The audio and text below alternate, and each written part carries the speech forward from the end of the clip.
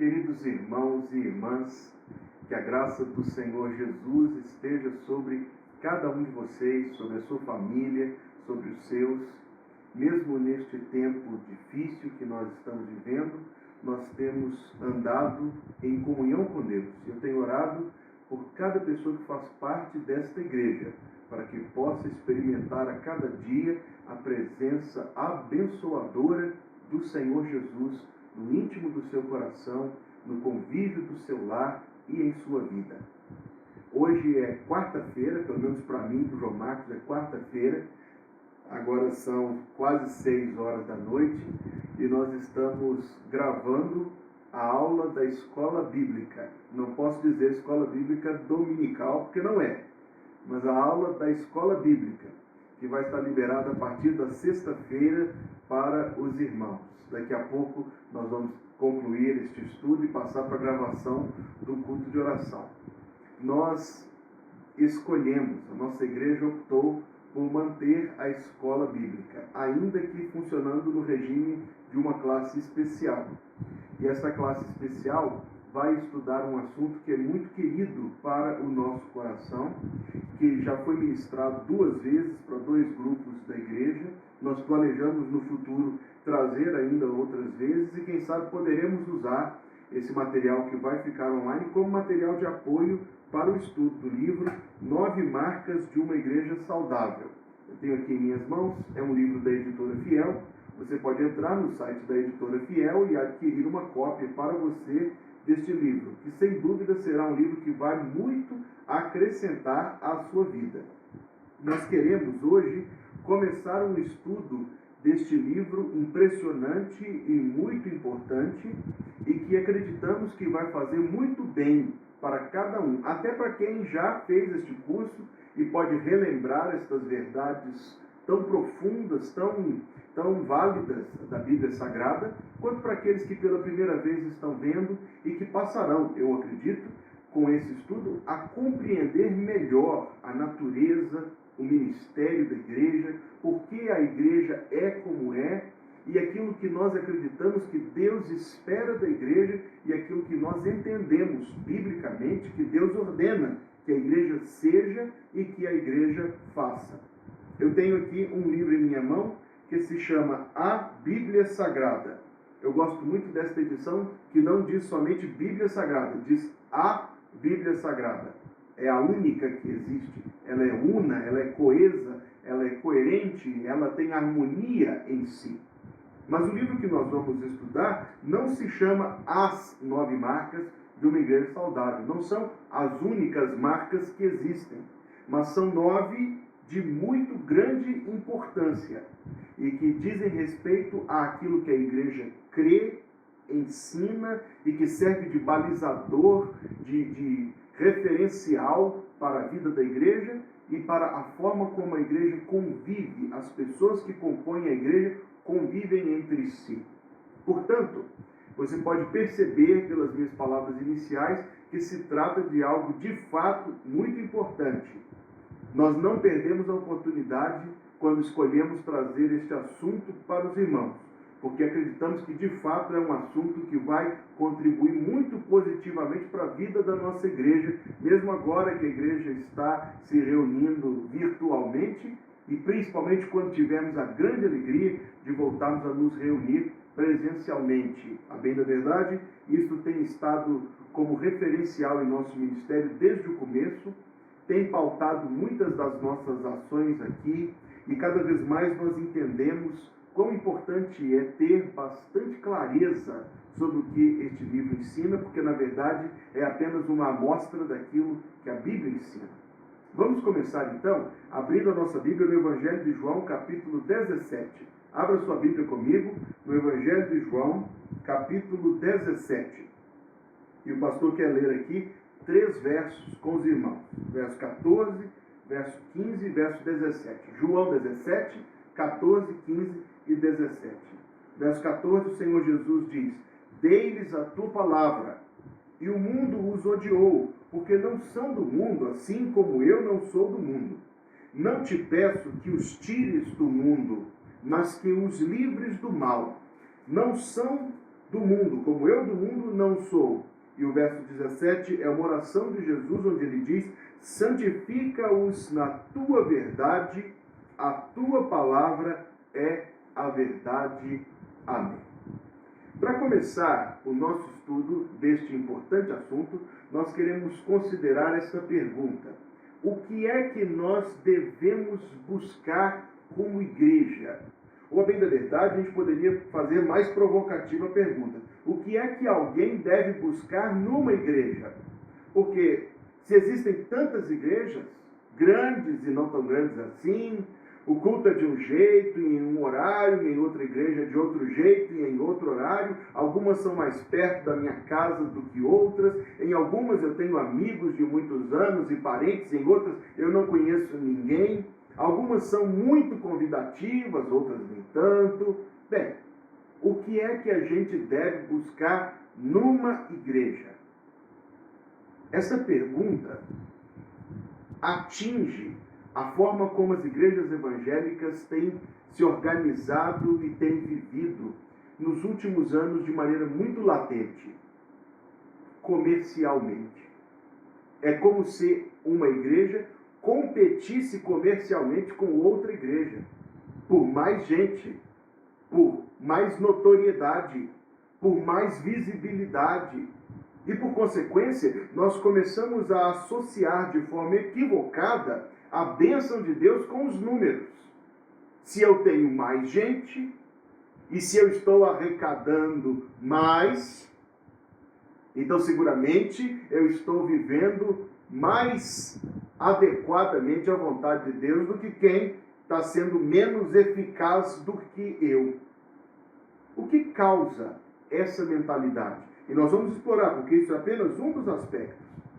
Seguramente isso é um reflexo do mundanismo, porque nós estamos copiando a forma de pensar da sociedade ao nosso entorno, que é capitalista.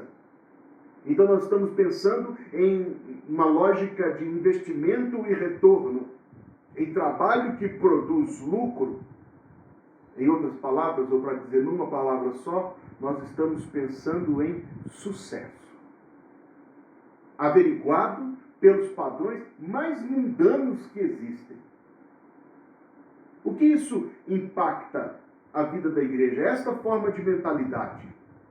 Ora, ela, primeiro de tudo, impacta a posição do líder da igreja, que em vez de ser um pastor, é um gerente, é um promotor de eventos, é alguém que tem que ser capaz de reunir em si habilidades as mais comerciais possível. E ele tem que ser capaz de produzir resultados numéricos e, no instante, resultados emocionais envolventes. Outra consequência dessa busca pelo sucesso, entre aspas, é que as pessoas também tornam-se excelentes clientes. Afinal de contas, suponhamos qualquer inconveniência natural do convívio humano que aconteça numa igreja. Ora, se eu estou nesta igreja, mas esta igreja não está me oferecendo o atendimento que eu acho que eu mereço. Eu acho que eu mereço um atendimento melhor. Eu acho que eu mereço instalações mais agradáveis. Eu acho que eu mereço um culto mais atrativo. Eu acho que eu mereço algo mais envolvente, que seja servido, que seja trazido a mim. Eu acho que eu mereço um departamento infantil melhor para os meus filhos, com mais crianças. Eu acho que eu mereço uma música uma música que prima pela qualidade artística, seja qual for o estilo. Eu acho que eu mereço um bom ar-condicionado, um assento estofado. Meus amados e queridos irmãos, como nós podemos facilmente ser levados por estas coisas. E em vez de membros ativos do corpo de Cristo, nós nos tornaríamos clientes, consumidores sentados, espiritualmente dormentes.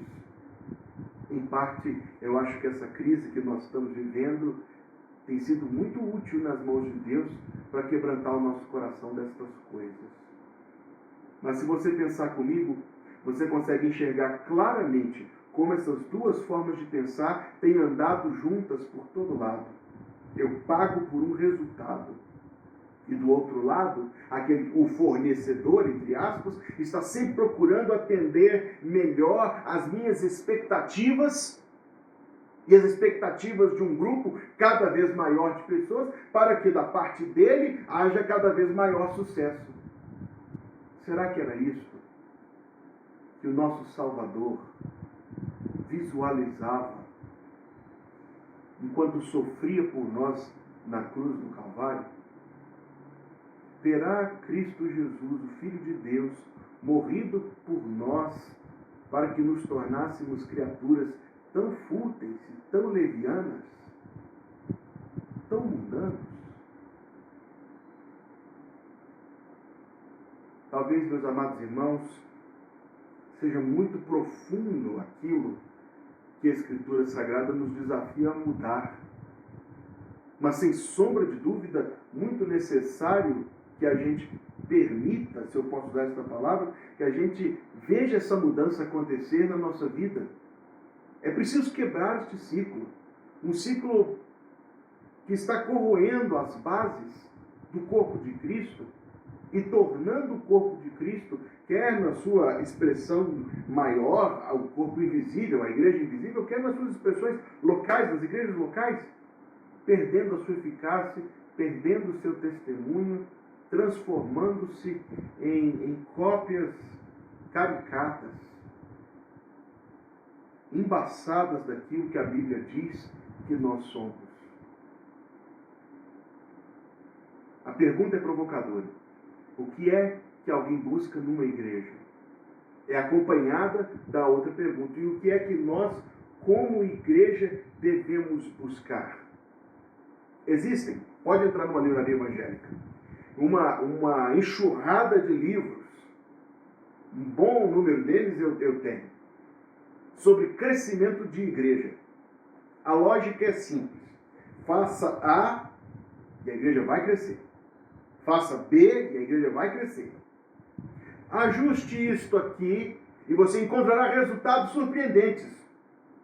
A lógica disso é infantil, é infantil. Você percebe isso. Mas isso pega as pessoas. Talvez em parte por causa dessa mentalidade. Em parte também porque, como salvos, nós temos um desejo natural, espiritual, de ver outras pessoas sendo salvas, se unindo à nossa igreja. Isso é natural, saudável e benéfico. Mas note que quanto mais existe desse tipo de proposta, menos a gente vê de coisas realmente acontecendo. O escritor deste livro diz que estes teóricos vivem dos problemas. Se os problemas sumirem, entendeu? Eles perdem seu ganho. O que nós temos que buscar? Nós veremos lá no final do estudo, não no de hoje, no estudo deste curso, que o crescimento é algo que nós temos que buscar. É absurdo se nós nos tornássemos um grupo legalista, minúsculo, vaidoso, orgulhosos de sermos poucos, porque somos os preciosos eleitos no meio de um mundo de gente indigna. Mentalidade que a gente vê por aí também. Gente que se orgulha de ser infrutífero no ministério. Entre essas duas coisas está aquilo que nós, como igreja, devemos buscar e aquilo que indivíduos cristãos devem buscar numa igreja. Saúde, pautada pela Bíblia. Que aquela congregação seja essencialmente bíblica no que crê e no que pratica. Você verá que é muito rigoroso isto que nós estamos praticando, nós estamos afirmando, que nós estamos vendo na Escritura. É algo grande e é algo importante. Porque quando nós trazemos este princípio, queremos ser bíblicos, acima de tudo, nós descobriremos que não basta ser aparentemente bíblicos. Essencialmente bíblicos é a nossa afirmação. Uma vez que nós estamos aqui numa classe virtual da escola bíblica, nós podemos até nos aventurar em termos mais densos, essencialmente bíblico, dirigido pela Escritura Sagrada e não dirigidos por outras coisas. Infelizmente, nós não temos aqui uma roda de pessoas para poder contribuir e colaborar e cada um fazer as suas colocações. Seria ótimo. Então, aqui só eu e João Marcos. E ele está fazendo o maior esforço para não fazer um pio. Bom seria se estivéssemos aqui no ambiente de classe, em que nós poderíamos ver juntos a extensão dessas nossas primeiras afirmações. Mas eu queria que você considerasse, e quem sabe você pode comentar no vídeo ou mandar uma mensagem em particular, sua dúvida, suas observações, interagir com a nossa aula, e eu procurarei dar atenção à colocação de cada um, porque nós estamos fazendo uma afirmação aqui de algo muito importante. E a nossa afirmação é a seguinte: o que nós temos que buscar como igreja? Não sucesso, mas saúde. E o que é que os indivíduos devem buscar em igrejas? Porque talvez essa fala minha vai alcançar alguém que está fora da igreja há muito tempo, que se zangou com a igreja, que não quer saber de igreja. O que buscar? E a resposta é a mesma: saúde. Essa saúde não é inferida por aquilo que a gente se sente melhor, porque essa é a mesma lógica que nós estamos combatendo desde o início. A saúde será aferida, será definida, será praticada segundo a palavra de Deus, em alguns pontos supremamente importantes, como nós veremos. Esta seria uma rápida exposição do assunto do primeiro encontro do curso. Como eu queria estar aqui com todo mundo, deixe os seus comentários, as suas observações, as suas perguntas, para que a gente possa criar essa interação. E no próximo vídeo eu começarei respondendo as interações de vocês. Mas nós queremos partir agora para a primeira e mais importante característica de uma igreja saudável: é a pregação expositiva. Quando nós lecionamos homilética, que é a preparação de mensagens, nós vemos que existem diferentes tipos de mensagem. Mesmo você que nunca estudou homilética, mas que ouve pregações, consegue enxergar os diferentes tipos. Por exemplo, queremos ver o que a Bíblia ensina sobre o casamento. Então nós vamos lá em Gênesis 2, nós vamos a um texto da lei de Moisés, nós vamos a Mateus 19, nós vamos a 1 Coríntios 7, que são os textos clássicos, Efésios capítulo 5 e 6, são os textos clássicos que falam sobre vida familiar. Então eu escolho um texto na Gênesis, escolho outro texto em Êxodo, escolho outro texto nos Evangelhos, escolho outro texto nas Epístolas e faço uma amarração de um excelente assunto. E esta é uma pregação chamada temática. Eu tenho um tema antes de abrir a Bíblia. É muito interessante, não resta dúvida. Os estudos bíblicos que a gente faz, escola dominical, às vezes alguns estudos pontuais, via de regra são assim. Nós trazemos um tema para a Bíblia e vemos o que a Bíblia diz sobre esse tema. Isso é válido? Bem, vamos falar sobre isso daqui a pouco. Outra forma de pregação é basicamente, e muito visto hoje em dia, a que eu trago para você, o pregador traz para você, N questões diversas do mundo, da vida. Ele cita uma música mundana, ele cita um poeta mundano, e depois de refletir bastante, ele diz: a Bíblia também diz isso. Eu tenho dificuldade de dizer que isso é pregação, a bem da verdade, porque a Bíblia foi usada só para amarrar.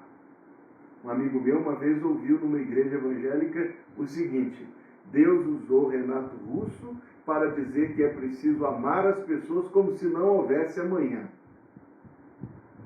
As pessoas pensam assim por uma gritante falta de conhecimento da palavra de Deus.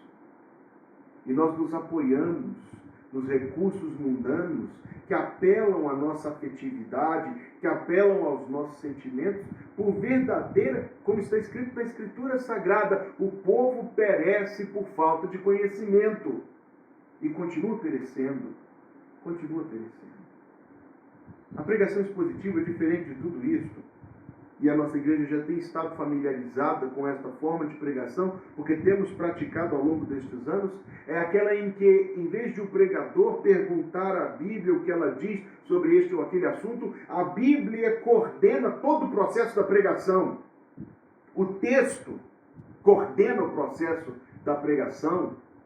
A pregação cobre o verso 1, em seguida do 2, em seguida do 3 e seguindo o capítulo anterior, em que nós podemos perceber a unidade da Escritura Sagrada, em que nós podemos perceber a forma como a Escritura Sagrada fala para nós a vontade e a verdade de Deus. Sem sombra de dúvida, quando nós clareamos estes conceitos, e quanto mais nós entendemos isso, mais nós entendemos que pregação propriamente dita, bíblica propriamente dita, é somente a pregação expositiva. Outras formas, conquanto válidas, são restritas na forma como valorizam e na forma como ministram às pessoas aquilo que é a verdadeira vontade de Deus. Eu posso ter várias ideias sobre vários assuntos.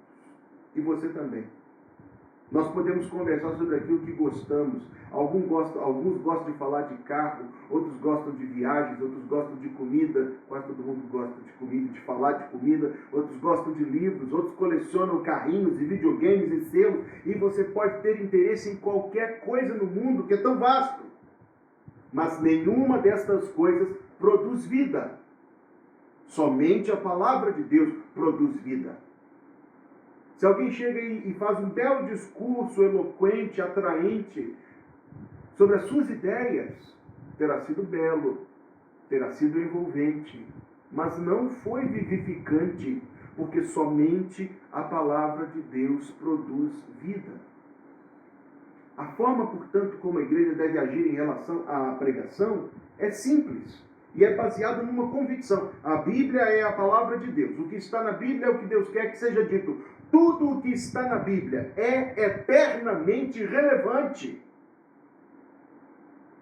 E não devemos ser tão pegos ao momento a ponto de pensar somente aquilo que a hora nos diz para pensar.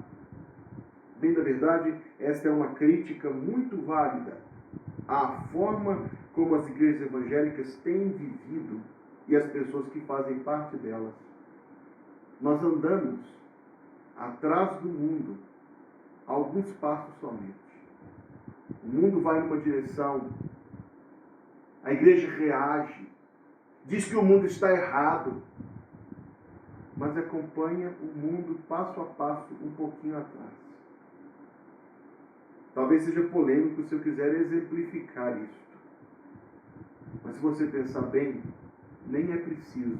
O conceito fala alto por si só. Quando o mundo introduz uma mudança, um novo padrão de comportamento, um novo padrão moral, as igrejas reagem pronta e fortemente dizendo não. 20 anos depois, estão fazendo aquilo que antes diziam que não devia ser feito. Por quê? Porque, na verdade, não existe um predomínio da palavra de Deus entre nós. Somos religiosos. Temos uma certa dificuldade com a direção e com a velocidade do mundo. Mas depois que está tudo amaciado, a gente aceita aquilo que o mundo também está aceitando. A não ser que sejamos dirigidos pela Escritura. E se é assim, então nossas posições não mudam com o tempo, porque a Escritura não muda com o tempo. Se procuramos apenas interagir de forma superficial, leviana até, com o mundo do qual a gente vive, nós não produziremos fruto como o Senhor nos nomeou, nos escolheu, nos designou para que fôssemos e para que dessemos fruto. Ficaremos apenas um pouco diferentes do mundo. Observe, por exemplo, talvez essa seja uma boa ilustração disso. Uma comunidade evangélica que existe nos Estados Unidos, no estado da Pensilvânia, são muito famosos mundialmente, o povo Amish, que praticam, não sei como isso vai soar para você, mas são praticamente batistas, são menonitas, muito semelhantes as crenças e práticas do povo batista. No entanto, eles vivem como se vivessem numa janela para o passado. Porque em certo tempo da história criaram uma galvanização, um endurecimento para mudanças. Uma das coisas mais curiosas, por exemplo, é que as roupas deles não têm botões, somente alfinetes. Eles usam eletricidade, o mínimo necessário. Não usam carros, usam carruagens ou carroças. Vivem presos no tempo. Será isto que o Senhor designou para nós? Na verdade, eu creio que não, meus amados irmãos, porque Jesus orou: não peço que os tires do mundo, mas que os livres do mal. Como Deus nos livra do mal? Pela sua palavra, que é a espada do Espírito, que é a espada de dois gumes. Deus não usará de outro expediente para implementar a sua vontade, senão a sua palavra. Pastor, vamos substituir a pregação por um vídeo coaching bem envolvente, que coloque as pessoas na vibe emocional pronta para fazer aquilo que a pregação almeja que elas façam. Pastor, vamos substituir a pregação por uma apresentação teatral tão bonita. Vamos gastar tempo da igreja, recursos da igreja na produção deste evento. Pastor, vamos substituir a pregação. Bem, você sabe quantos substitutos da pregação existem no mundo de hoje. E nenhum deles é um instrumento escolhido do Senhor Deus. Você se lembra de uma parábola que Jesus contou sobre um homem rico e sobre um mendigo chamado Lázaro? Os dois morreram.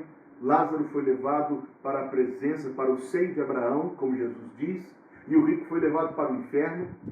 E no inferno o rico clamava: manda Lázaro visitar os meus irmãos, eu tenho 5 irmãos, não quero que eles terminem aqui. E Abraão, naquela parábola de Jesus, respondeu o quê? Você se lembra? Eles têm Moisés e os profetas que os ouçam, porque se não ouvem Moisés e os profetas, não crerão, nem mesmo que um dos mortos ressuscite. É o que está escrito. Palavras de Jesus, letras vermelhas na Bíblia. E o que Deus está revelando ali é que não existe outro instrumento capaz de produzir fé salvadora nas pessoas, senão a palavra escrita de Deus. Uma experiência mirabolante, uma bola de fogo no céu, uma visão, um som, um sonho. Nada disso produz fé salvadora. Ninguém viu mais milagres do que Israel no deserto, viu?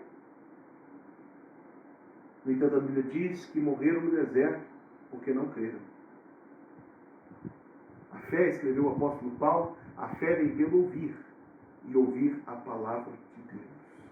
Ah, pastor, é porque naquele tempo não existia filme. Se existisse filme, se fosse necessário um filme para a salvação de uma alma, Deus teria provido tudo para que os filmes viessem a existir muito antes, milênios antes do que eles vieram a existir.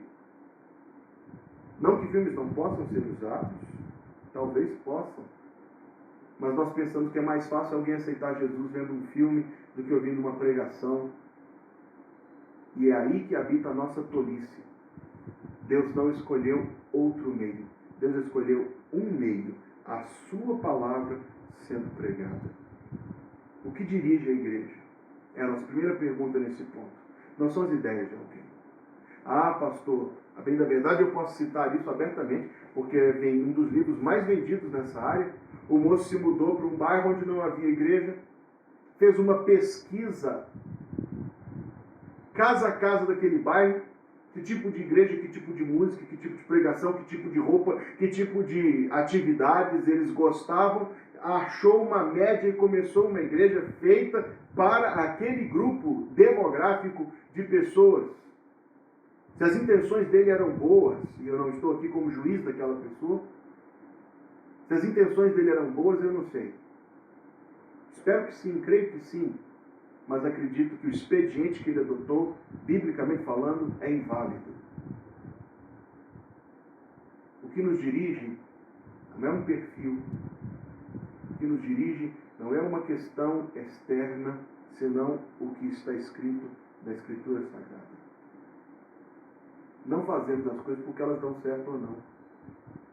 Evangelizamos. Deu certo? Não deu certo? Como medir? Ah, pastor, nós evangelizamos e as pessoas estavam receptivas. Então deu certo? É isso que nós estamos buscando, evangelismo? Ah, pastor, não deu certo porque ninguém recebeu aquilo que oferecíamos, ninguém nos deu um minuto do seu tempo para compartilharmos a boa nova de Jesus. Então era isso que nós estávamos buscando? Ou estávamos buscando glorificar a Deus pela obediência daquilo que é a vontade revelada de Deus, ide por todo mundo e pregar o evangelho a toda criatura? Entenda isso.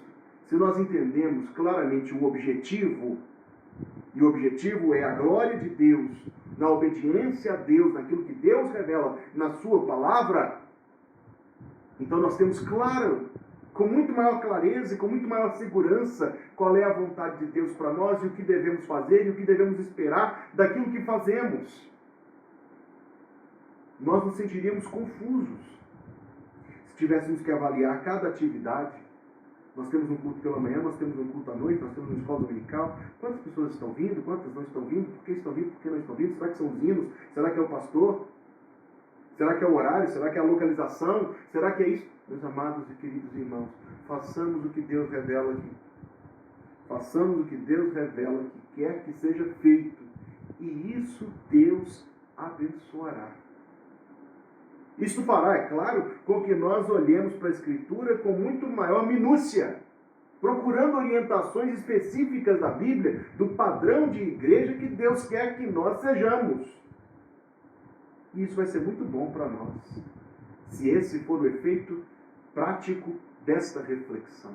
Não seremos uma igreja dirigida por ideias, não seremos uma igreja dirigida por personalidades, onde existe um grupo de pessoas que, por atribuições naturais, ou posição social, ou formação não sei pelo quê, dominam a igreja. E a igreja não faz aquilo que aquelas pessoas não querem, e só faz o que elas querem que façam, fora com isso. Não seremos uma igreja dominada pelas circunstâncias, dirigida pelas circunstâncias, mas seremos uma igreja dirigida pela Escritura Sagrada. Deus permita que a gente entenda isso e pratique isso. Um dos erros do papismo, do romanismo, é a afirmação de que a Bíblia foi criada pela igreja. Já faz 500 anos, a bem da verdade vai fazer 503 anos em outubro, que os protestantes se separaram do romanismo e, por incrível que pareça, apesar do romanismo já ter mudado tanta coisa, eles continuam afirmando isso, que não é possível a igreja ser dirigida pela Bíblia, porque, na verdade, a Bíblia foi criada, composta, enfeixada pela igreja. E quantas pessoas pensam isto? Que a Bíblia é uma produção humana. Então, convém a gente nos esclarecer quanto a isto. Primeiro texto, abra sua Bíblia, no Salmo 68, verso número 11. Salmo 68, verso número 11, que diz: o Senhor deu a palavra. Direi novamente: o Senhor deu a palavra. Grande era o exército dos que anunciavam as boas novas. O Senhor deu a palavra. Salmo 119, poderíamos ler no todo, mas não hoje. O verso 89 diz: para sempre, ó Senhor. Salmo 119, 89. Para sempre, ó Senhor, a tua palavra permanece no céu. Está definindo aqui a Escritura como algo fixo. Está definindo aqui a Escritura como algo definido por Deus.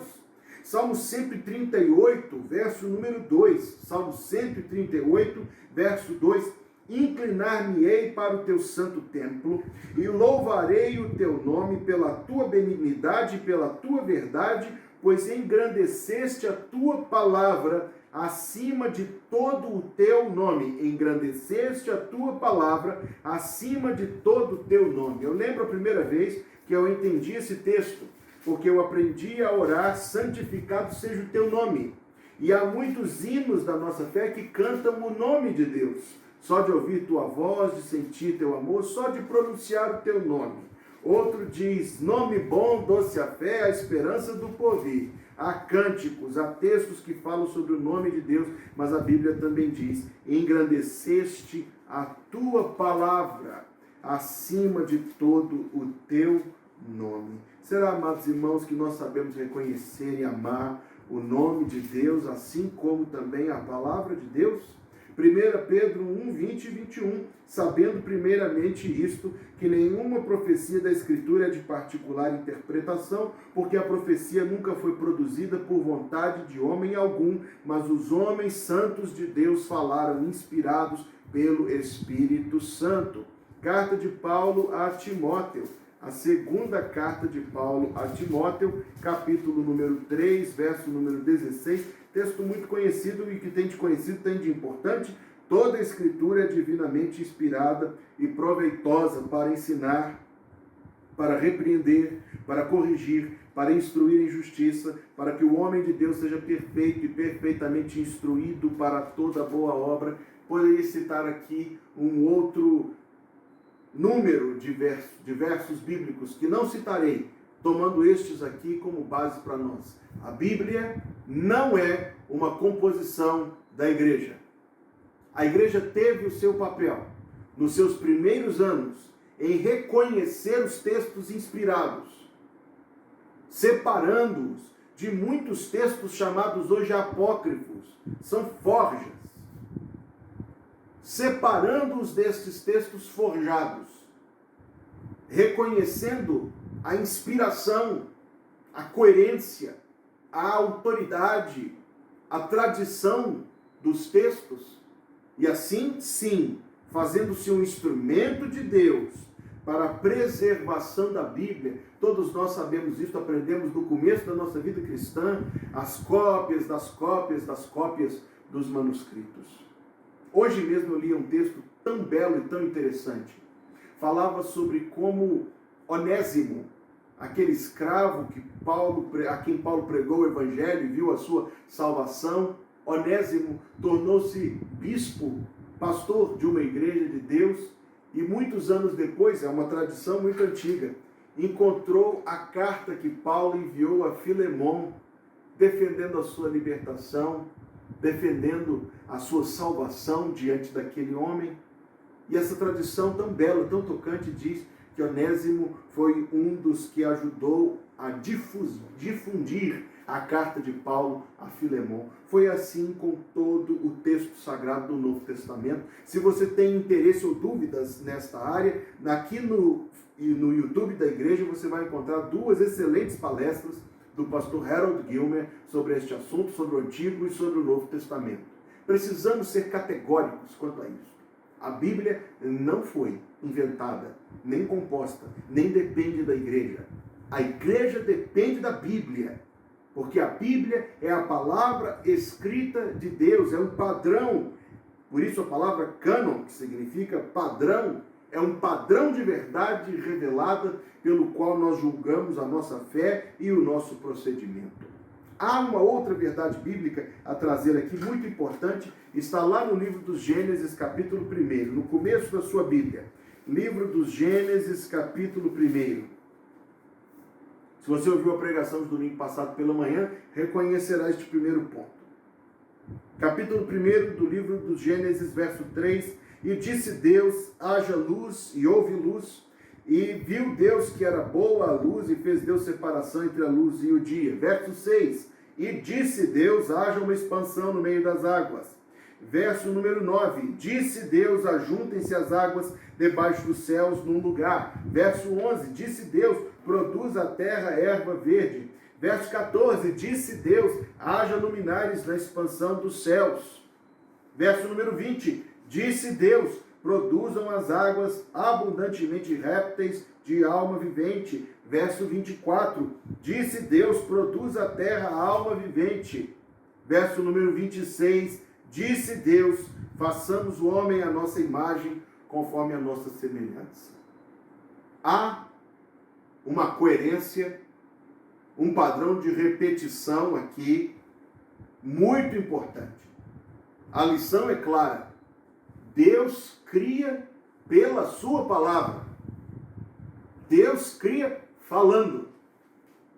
Deus cria uma nova vida num cadáver espiritual pela sua palavra, escrita e pregada. Deus cria uma igreja local pela sua palavra. Deus sustenta, meus amados irmãos, e Deus mantém uma igreja local pela sua palavra. Veja a carta de Paulo aos Efésios, capítulo 5. Carta de Paulo aos Efésios, verso 25, 26 e 27. Efésios 5, 25. Vós, maridos, amai vossas mulheres, como também Cristo amou a igreja, e a si mesmo se entregou por ela, para a santificar, purificando-a com a lavagem da água pela palavra, para a apresentar a si mesmo igreja gloriosa, sem mácula, nem ruga, nem coisa semelhante, mas santa e irrepreensível. O que esse texto diz que Cristo faz para com a igreja, pela instrumentalidade da palavra, está escrito que Cristo santifica a igreja, que Cristo lava a igreja, que Cristo prepara a igreja para apresentá-la a si, sem nenhuma impureza, sem nenhuma imperfeição, que Cristo santifica, que Cristo aperfeiçoa a igreja. Todas estas coisas por um instrumento somente, a palavra. Torne-se criterioso quanto à forma como pensa e julga algo ser bíblico ou não. Talvez muitos, eu não sei a quem esta palavra chegará além da membresia da igreja, talvez muitos sequer tenham a aptidão para discernir se algo é bíblico ou não. Estão tão pouco familiarizados com a Bíblia que não têm condições de avaliar nada biblicamente. Quantos são, ó Deus, tenha misericórdia, dirigidos pelas ideias deste tempo? Quantos se acostumam com o tempo e passam a assimilar, concordar e depois fazer aquilo que o nosso tempo faz? Quantos são dirigidos pelo seu próprio coração? Misericórdia. Quando a Bíblia diz que o nosso coração é enganoso e desesperadamente corrupto, Deus nos poupou, individualmente e como igreja, de sermos pessoas dirigidas pelo tempo, pelas nossas ideias, pelos nossos líderes, pelo nosso coração. Deus nos poupou de todas essas tragédias, dando-nos uma guia segura, dando-nos uma direção certeira, a Bíblia Sagrada. É um apelo que eu faço aqui nesta hora, a quem esta aula chegar, para que desenvolvamos entre nós uma consciência, um desejo sincero, uma busca sincera por ser bíblicos. Isso nos fará reconhecer a centralidade, a preeminência, a predominância, a autoridade da Bíblia sobre a nossa vida.